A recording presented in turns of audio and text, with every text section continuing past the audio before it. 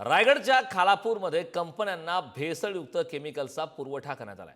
Pacific oil and energy कंपनीवरील धाडीतून हा धक्कादायक प्रकार आता उघडकीस आलाय। खालापूरमधील भेसळयुक्त केमिकल्सचं कनेक्शन मुंबईतील वडाळाशी असल्याची चर्चा आहे। या दरम्यान दोषींना सोडणार नाही, अन्न व नागरी पुरवठा मंत्री योगेश कदम यांनी या संदर्भातला इशारा दिला। खालापूरच्या अंतरगाव ग्रामपंचायतीत हद्दीतील पॅसिफिक कंपनीत अनाधिकृत केमिकल्स टाक्या उभारून भेसळयुक्त केमिकल्स तयार केले जात असल्याची गुप्त माहिती अन्न व नागरी पुरवठा व ग्राहक संरक्षण, अन्न व औषध प्रशासन विभाग राज्यमंत्री योगेश कदम यांना मिळाली। योगेश कदम यांनी तात्काळ याची दखल घेतली आणि त्यानंतर आता धाड टाकली। यावेळी उंच टाक्यांमध्ये ज्वलनशील केमिकल्स आढळून आला। कंपनीचा जागा NA नाही, अनाधिकृत उंच टाक्यांची संख्या जास्त असून त्यावरून उच्च दाबाची विद्युत वाहिनी सुद्धा गेली। भविष्यात विस्फोट झाल्यास मोठा अनर्थ होण्याची शक्यता संबंधित अधिकाऱ्यांनी वर्तवली।